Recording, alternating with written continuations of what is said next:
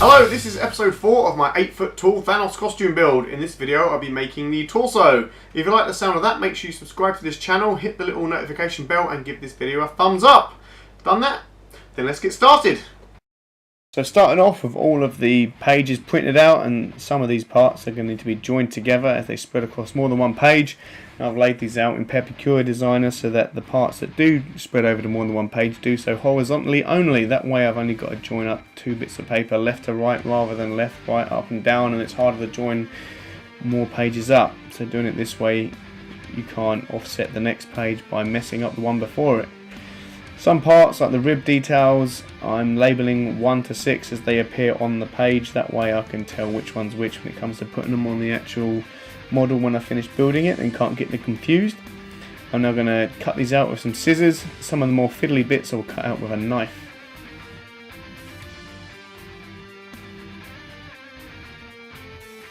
Some of these parts, like this bit here, which has a little dart cut in it to make it curved, you don't need to do that when you're using foam, so I'm just going to stick this together, making sure that the outside edge is as neat as I can get it, and then once I've done that, squish this down and tape it into place to keep it nice and flat. I'll then draw around this on foam and then heat it later on to get that curve again. You can't do that if you're making this out of something that will only bend in one direction at a time, i.e. paper or cardboard, but foam with a bit of heat is much more flexible and will allow you to do that.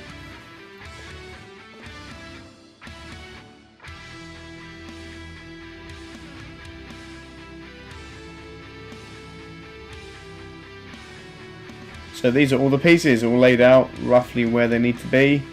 Some of these parts that run down the centre, I'm just going to quickly mark here. They're the ones that I do not need to duplicate, whereas all of the rest need to be drawn around on foam twice. One for the left side, one for the right side. But before I do that, some of these parts are going to need a slight bit of modification just to make them work a bit better.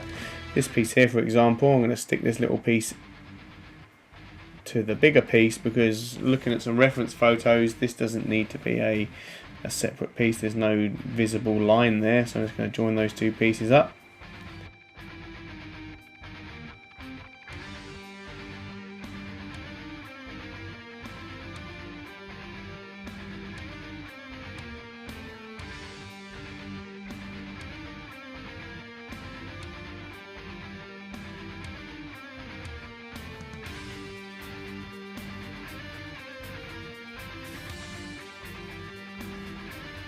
These pieces here I'm sticking together to make those one big piece.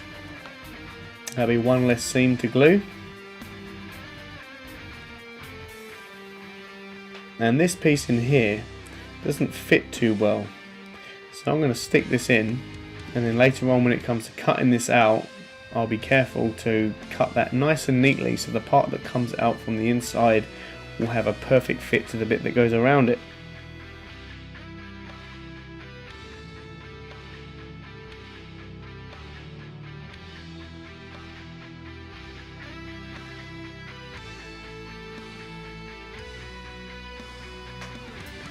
This piece here that goes on the lower back has a very small little detail piece cut at the bottom. I'm just going to stick that so it can flap up and down like this, so I can draw around it, flap it up and then draw that piece in.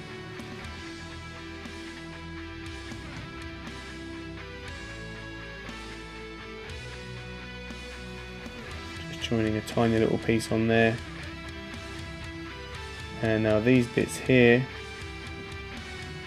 I'm sticking them together, leaving a slight gap between them, making sure I've got the bottom one the correct distance from the one at the top, and then putting the other ones in between equally spaced out.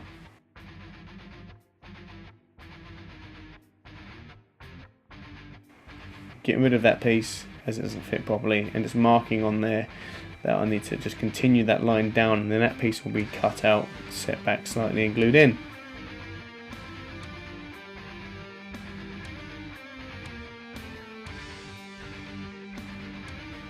I'm just going to put the detail pieces to one side for now, so like the rib bits and the trim over the top of the shoulders. I'm not going to need those till later.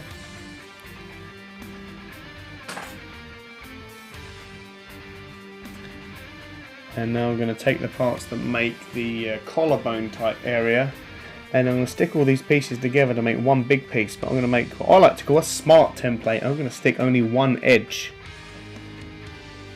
And the reason I'm going to stick one edge is so I can draw around the whole thing as a whole, and then fold the pieces up to then get the other edges on the inside here. So that template can be used to make the outside lines and all the detail lines on the inside too. So once you've got all your pieces done, you're happy with them all, you've modified them to make the build as easy as possible, then comes time to sticking them to some foam to draw around them. Now I stick them to my foam with some pins, that way they don't shift about and you can make sure you get the lines in the correct places. And I draw around all of my pieces with the back of a knife. So I'm just gently indenting the foam where I'm going to cut later. You could of course use a pen, but I wouldn't recommend using a Sharpie because that will just end up bleeding through the paint later on. And of course all of these pieces need to be drawn around once and then flipped over and drawn around a second time, so you've got all the parts to the left and the right. I wouldn't recommend cutting them all out together though, because you might get the left and the right confused and it makes it a lot harder, especially considering there are lots and lots of parts to make up the torso. Now when it comes to cutting these out, you need a very sharp knife, so that way your knife doesn't drag through the foam and tear it. You want a nice clean cut which will make gluing it easier. And be sure to hold that knife nice and straight so you get a nice straight edge on each piece. You don't want a beveled edge, otherwise the glue seams won't be as good. So I'm just drawing around that smart template as I made earlier. So I've got that pinned in the parts that don't need to flap up. And once I've gone around the outside edge, I can just fold up the pieces there and then get the detail line on the inside there.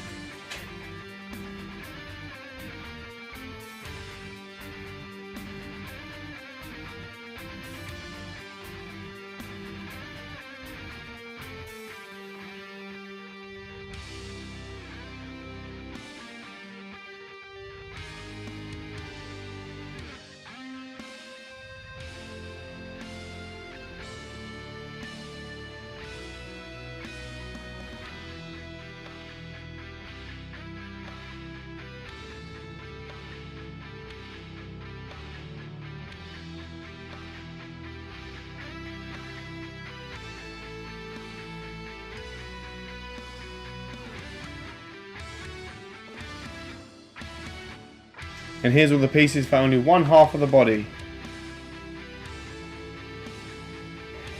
Now where do you start with gluing these together? I'm going to start with the spine, I think. So some of these parts are going to need to be heat formed into shape. If you don't heat them and you just glue them when they're supposed to be curved, then there's going to be forces acting on your seams which is going to eventually cause them to bust open, especially if you leave them somewhere warm that's going to soften your hot glue. So this is one of those parts that was made of multiple pieces that I then cut out as one piece, so that way when you join them back up, they're going to have a perfect fit. Now this little detail bit in this part that goes at the bottom of the back, this little piece here needs to be set back slightly, and that's going to fit in there perfectly because it's cut from the piece that it joins onto. Same with these little belt pieces, this is all cut all in one piece. So that way when I run glue along just the top edge of that and stick that on, it's going to be a perfect fit, set slightly back, which gives that a nice little bit of detail. Just going to continue doing this for the back spine section, heating the bits and forming them as I go. I've always got the laptop open next to me with the Peppercure file open, just so I can refer back to that to make sure I'm sticking it all together correctly.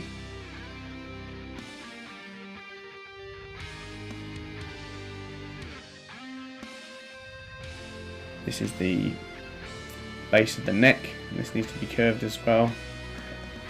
Just be careful when you're doing this, you don't burn yourself.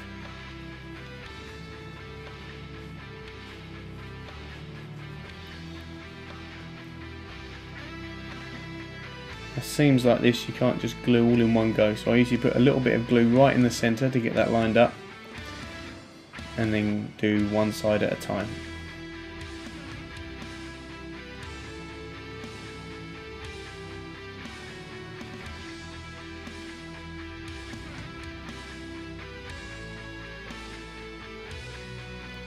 Now doing a similar thing, but for the front this time, so this will be the details that go down the centre of the front of the body.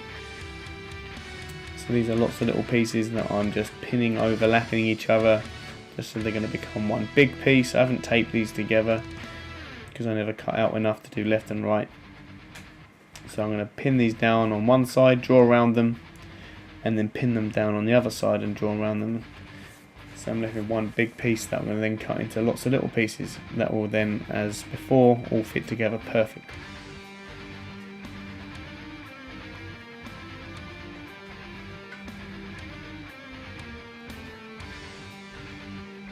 I cut out 2 of these just in case I messed the first one up, and then I'm just overlaying those individual pieces just to get the detail lines where they're meant to be and cut those into smaller pieces. I'm using a smaller knife to do this, as the big blade isn't small enough to get into all the tiny little tight areas.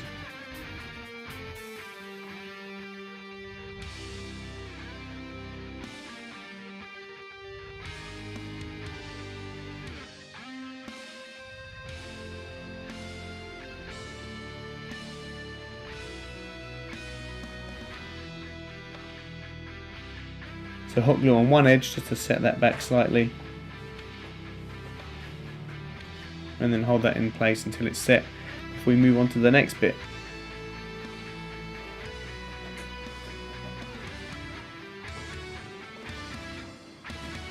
Now starting on the ribs.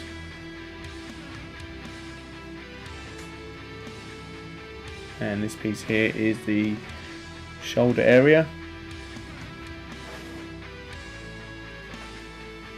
If you've already glued your pieces together, don't use too much heat on the back of these, otherwise your seams will come undone.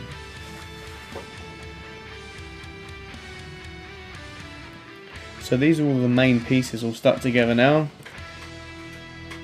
So these bits here are the neck / shoulder area. There's 2 of those, one for the left, one for the right. These are the ribs with the chest as well. There's a gap in the middle.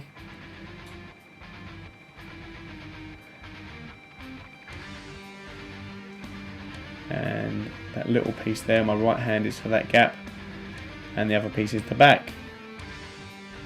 Now there's no easy way of sticking pieces of this size together, so what I did was pinned them together as best I could, heat forming them as I went, and then used lots and lots of hot glue on the back side of these to hold them into place, and then went back round the front to get into any bits I've missed.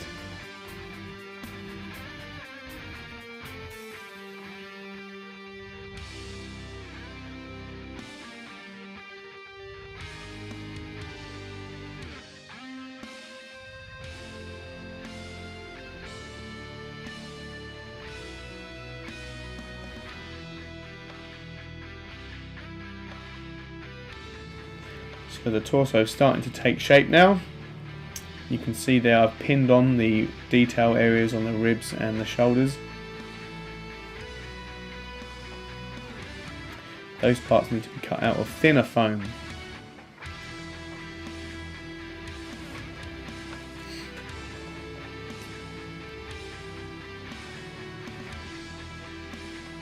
So I don't have any thinner foam, so what I've done is taken the thicker foam. I'm using a very sharp knife to cut it to the thickness I want. Now this only works on relatively thin pieces, because these are only a couple of inches thick. It works rather well. Just cut around the edge all the way around, and then using your knife sideways to just use those cuts you've done on the edge to guide your blade down the length of them.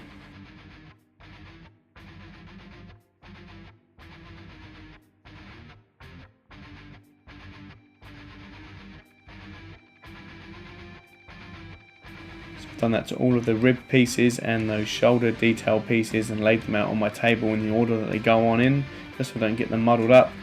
And before I go ahead and glue those, I'm going to pin them into place first just to make sure they're lined up exactly where I want them. I ended up repositioning these a few times before I was happy with the final fit. If you went and glued them straight away and you messed it up, it's going to look ugly as hell when you rip them all off. Now this bit here I kind of made up as I went along. I cut out various pieces that just fit the gap that I had there and detailed it up as best I could based on reference pictures. Last thing to do then, now all the details are added on, is to give it the grid detail on some of those areas with a very sharp knife, cutting only a third of the way in and then using a heat gun to open those up.